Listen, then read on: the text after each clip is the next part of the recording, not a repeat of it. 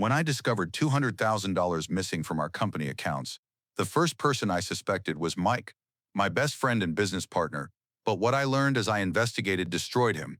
My name is Tom Reynolds. I'm 42 years old, and I'm the founder of Reynolds Tech, a digital marketing company in Seattle. Mike Crawford and I have been friends for 20 years, since high school. We started the company together 10 years ago. Mike was responsible for sales and customer relations. I handled the technical side, product development and operations. It was a perfect combination, or so I thought. It all started 6 months ago. While reviewing monthly financial reports, I noticed something strange. Marketing expenses were much higher than normal, but Mike managed the marketing budget. I trusted him. At first, I just asked questions. Mike, why have marketing expenses increased so much? Tom, we launched new campaigns. Google ads, Facebook advertising. We need to invest to grow, he said. It sounded reasonable, but something bothered me. The numbers were too high. 3 weeks later, when I received the monthly report from our accountant Jennifer, I asked her, Jennifer, do you review the marketing invoices? No, Tom. Mr. Crawford handles those himself. He just gives me payment instructions. That's when my first suspicions began. That evening when I got home, I told my wife Sarah, I'm having strange feelings about Mike. What kind of strange feelings, she asked. Marketing expenses are too high, but I can't see the details. Sarah frowned. Tom, Mike has been your friend for 20 years. Don't you trust him? I trust him, but business is different. The next day, I decided to examine the marketing invoices. In the documents I took from Mike's desk, I discovered shocking things. $180,000 had been paid to a company called Creative Solutions LLC in 3 months, a company I'd never heard of. When I asked Mike, he said our new advertising agency, they do amazing work. Can I see their work? It's not ready yet. They're preparing a big campaign. That night at home, I researched Creative Solutions LLC. I looked at company records. Owner Michael Crawford. That's Mike. My heart stopped. My best friend had created a fake company and was transferring our money there, but I wanted to be sure. Maybe there was an explanation. The next day I asked Mike directly, Mike, is Creative Solutions LLC your company? Mike's face changed. Tom, this is a complicated situation. How complicated? Are you transferring our money to your own company? Tom, listen, this company is a side income source for us. I provide services to other clients too. With our money, the money will come back. It's just temporary. At that moment, I realized Mike had stolen $200,000, and he had no intention of hiding it. He'd been caught. Mike, this is theft. How can you end our 20-year friendship like this? Tom, you're overreacting.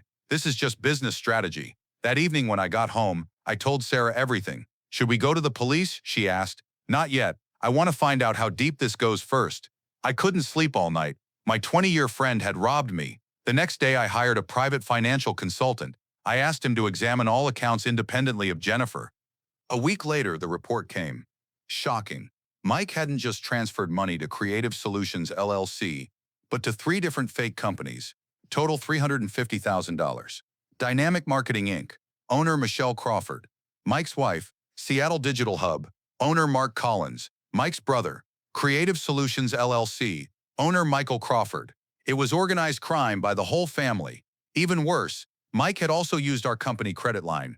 He had transferred $400,000 of our $500,000 credit limit to his own companies. The financial consultant said, Mr. Reynolds, this is serious crime. It should be reported to the FBI, but I was making a different plan. I confronted Mike and explained everything. Mike, you've stolen $350,000. You've created 3 different fake companies. Your wife and brother are involved too. Mike's face went pale. Tom, you're facing 20 years in prison. Tom, please, I'll pay the money back. With what money? You stole all our liquidity. Mike started crying. Tom, please, think about my family. Michelle, the kids. Did you think about my family? Sarah, my children. This company is our livelihood. I'll do whatever you want, Tom. Just don't go to the police. That's when I saw the opportunity. Okay, Mike, I won't go to the police, but I have conditions. What? First, you'll transfer 80% of the company's shares to me. You can remain a partner with 20%. Tom, that's too much. Your second option is the FBI. Choose, okay? I'll transfer them. Second, you'll pay back all the money you stole within 6 months, with interest. Where will I find $400,000? Sell your house, sell your car. That's not my concern. Third, Michelle and your brother will leave company management. They'll have no authority. Mike nodded. And finally, from now on, all financial decisions in the company will be made with my approval. You'll just do sales. Tom, this makes me an employee. Mike, you're a criminal. You should prefer being an employee over prison.